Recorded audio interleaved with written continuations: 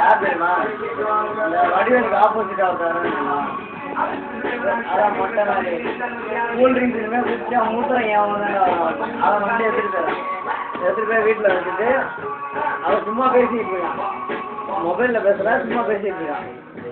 வடிவேல் கூட ஃபுல்லாக இருப்பான் இல்லையா? அவனை வந்துட்டு என்ன பண்ணுறான்னா, அண்ணன் நான் வடிவேல் வந்து சொல்கிறானே, அண்ணன் உங்கள் ஃபோனை அவன் எடுத்துகிட்டு போனது மட்டும் இல்லாமல் கால் மேலே கால் போட்டு பேசிட்டு இருக்காங்க அப்படின்னு சொல்கிறான். ஏய் நானே பேலன்ஸ் கம்மியாக தான் வச்சுருந்தேன், எனக்கு கால் மேலே கால் போட்டு பேசிக்கிட்டு இருக்காங்க அப்படின்ட்டு வடிவேல் இங்கேருந்து போகாமல் போயிட்டு வீட்டெல்லாம் உடச்சிட்றான்.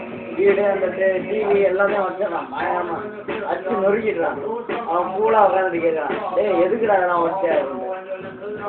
ஏய் என் ஃபோனை எடுத்துகிட்டு பத்தாம கால் மேலே கால் போட்டு பேசிக்கிட்டு இருக்கியா அப்படின்னு. அதுக்கு தான் உடச்சியா அப்படின்னு அவன் கேட்டு, ஏய் என் கால் மேலே நான் போட்டு பேசுறது யாரடா கேட்கணும் அப்படின்றான்.